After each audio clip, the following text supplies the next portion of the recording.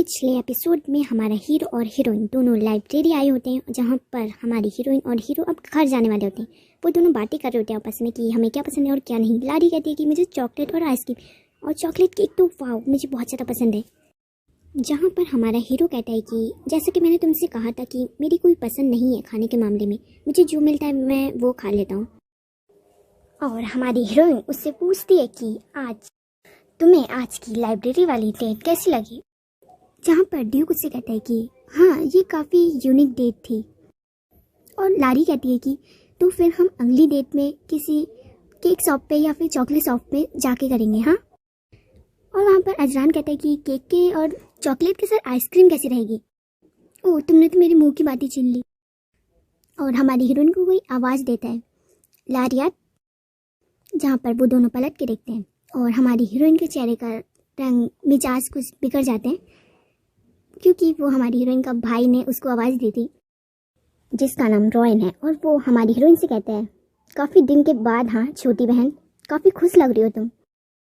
और वो ड्यूक से कहता है कि ग्रेट ड्यूक, आपसे मिलकर मुझे खुशी हुई। और वहाँ हमारा हीरो उससे कहता है कि मास्टर ब्लैंक्स, आपको सर झुकाने की ज़रूरत नहीं है, आप अपना सर प्लीज़ उठा लीजिए।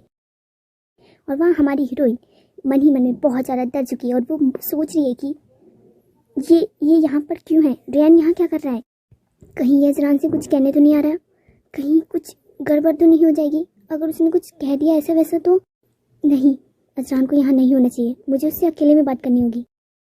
और हमारी हीरोइन हीरो से कहती है कि अजरान, मुझे अपने भाई से अकेले में बात करनी है, तो क्या तुम हमें अकेला छोड़ दोगे? तुम ऐसा करो कि घर चले जाओ, मैं बाद में आ जाऊँगी।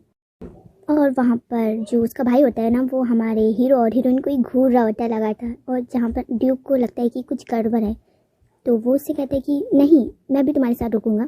पर हमारी हीरोइन उसे समझाती है कि हम लोग बहुत दिनों के बाद मिले ना, तो हमें बहुत सी बातें करनी है, तो इसमें बहुत ज़्यादा टाइम लगेगा, प्लीज़ तुम घर जाओ अजरान। और हमारी हीरो को भी एक बात याद आती है हमारी हीरोइन की, जहाँ पर उसने कहा था कि रिलेशनशिप में लोग एक दूसरे को समझते हैं। बस इसी वजह से ड्यूक मान जाता है हमारी हीरोइन की बात और वहाँ से सीधे घर चला जाता है। और उसका भाई ड्यूक यानी हमारे हीरो के जाने की बात कहता है अजरान, हाँ मुझे बिल्कुल भी यकीन नहीं हो रहा है, अपनी आंखों से देखने के बाद फिर भी मुझे यकीन नहीं हो रहा है, हमारा घर छोड़ने के बाद तुम उस मॉन्स्टर ड्यूक के साथ रह रही हो, क्या तुम्हें इंसान राज नहीं आते छोटी बहन? और वहाँ पर लारी गुस्से में कहती है कि हे ड्यूक के बारे में जरा जवान संभाल के बातें करो, वरना मुझसे बुरा कोई नहीं होगा। और वहाँ पर वो भी गुस्से में कहता है कि हे तुम हमारे घर को, आलिशान घर को छोड़ के उस जंगली जानवर मॉन्स्टर के घर में रह रही हो, मैं किस तरीके से उस राक्षस के बारे में बातें करूँ, हाँ इज्जत के साथ, तुम्हें पता नहीं है कि वो किस तरह का इंसान है। और वो वहाँ पर गुस्से में कहता है कि तुम्हें पता नहीं है माँ घर छोड़ के चली गई और हम पे कितना कर्जा आया, कोई भी तुम्हारी मदद नहीं करेगा, क्या तुम्हें लगता है कि तुम अपने जादू से मुझसे ज्यादा महान बन सकती हो? तुम्हें घर वापस आ जाना चाहिए चुपचाप मेरी छोटी बहन। जहाँ पर वो कहती है कि तुमसे तो अच्छा ही है, तुम जैसे इंसान के खाल में छुपे हुए जानवरों से तो ज्यादा ही अच्छा है ड्यूक, समझे ना। जहाँ पर वो बहुत ही ज़्यादा गुस्से में हो जाता है और वो इतनी गुस्से में था कि हमारी हीरोइन पे हाथ उठा देता है और हमारी हीरोइन को वो बहुत ज़्यादा जोर से थप्पड़ मार देता है एकदम, और सारे लोग ना वहाँ पर इकट्ठा हो जाते हैं, जहाँ पर हमारी हीरोइन नीचे गिरी होती है और वो मन में सोच रही होती है कि क्या इसने मुझ पर हाथ उठाया, इसकी इतनी हिम्मत, मैं इसकी वजह से घर छोड़ के गई थी और ये अब बस बहुत हो गया, अब मैं चुप नहीं रहने वाली हूँ। पिछली बार मैंने इसे छोड़ दिया था पर इस बार नहीं, पर महल की इस लाइब्रेरी में मैं जादू का इस्तेमाल नहीं कर सकती, वरना ड्यूक को पता चल जाएगा और पता चल गया ना तो इसकी खैर नहीं। अब मुझे किसी बात से फर्क नहीं पड़ता, अगर ड्यूक को पता लगना है तो लग जाए, पर मैं इसे नहीं छोड़ूंगी। और वो खड़ी उठती है और एकदम मस्त वाली जगह पे लात मार के कहती है कि क्या है मेरा जवाब तुम्हारे उसके बदले, और उसके जो वो होते हैं उससे अंडे फूट जाते हैं, जो भी है वो नीचे दर्द के मारे कर्रा रहा होता है। और हमारी हीरोइन कहती है तुम्हें मेरा जवाब पता चल गया ना तो बाकी लोगों को भी दे देना। और हमारी हीरोइन वहाँ से भाग जाती है रोते हुए, और वो एक जगह आई होती है अपने चोट को हील करने के लिए, वरना वो अजराहन बहुत ज़्यादा गुस्सा करेगा और उससे बहुत ज़्यादा टाइम लग जाता है। यहाँ पर हीलर आती है और उसकी चोट को ठीक करने की कोशिश करती है, पर वो इतनी ज़्यादा बुरी तरीके से थी ना तो वो ठीक नहीं कर पाती है।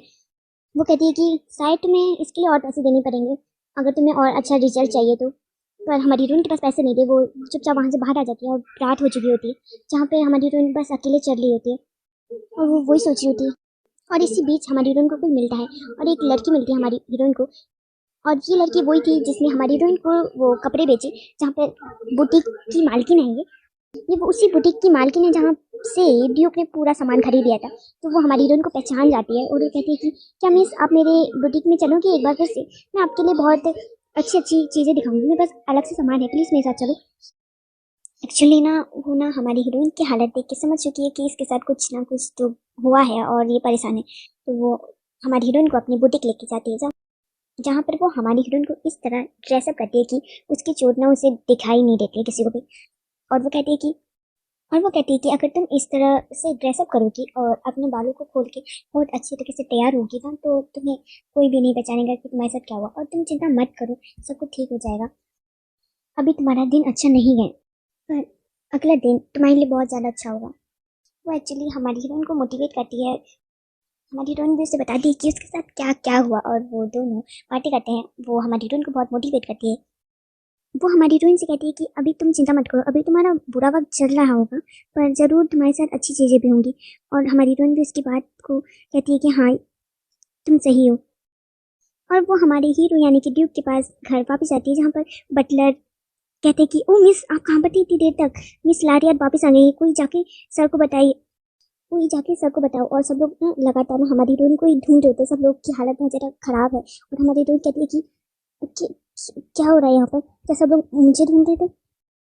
और तभी अजरान की आवाज़ आती है, जो आता है भागते हुए आता है। वो बहुत ज़्यादा परेशान था, सब लोगों को उसने कैंप लगाया था कि लारियत कहाँ चलेगी, उसको ढूंढो करके। और वो लारियत को देखता है तो उसकी जान आती है। वो कहता है मन में कि तुम कहाँ चली गई थी लारियत, मैं कितना परेशान हो गया था, मेरे मन में ना जाने कैसे कैसे ख्याल आ रहे थे, मुझे तुम्हें छोड़ के जाना ही नहीं चाहिए था।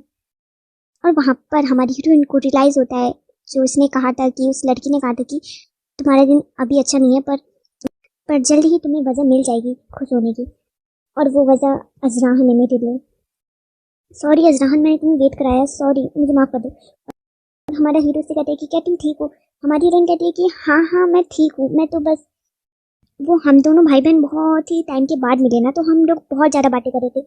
और फिर वहाँ से मैं शॉपिंग करने के लिए चली गई, जहाँ से मैंने ये सामान खरीदा। और ड्यूक तो वहाँ परेशान था, पर कहता है कि अच्छा तो ये बात है, तो फिर कोई बात नहीं, चलो अंदर चलते हैं, अंदर बैठ के आराम से बात करते हैं। तो वो हमारी हीरोइन को अंदर ले जाता है। तभी ड्यूक ने देख लिया होता है उसके चेहरे पर निशान। वो बहुत ज़्यादा गुस्सा हो जाता है। वो कहते हैं कि कौन था और ये किसने किया। वहाँ पे हमारी हीरोइन को भी समझ में आ गया कि ओ ओ नो, अब तो मैं गई। अब हमारा हीरो बहुत ही ज्यादा गुस्से में, अब क्या होगा आगे चल के उसके भाई का पता चलेगा नेक्स्ट एपिसोड में। वीडियो को लाइक और चैनल को सब्सक्राइब कर देना। सी यू टू नेक्स्ट एपिसोड।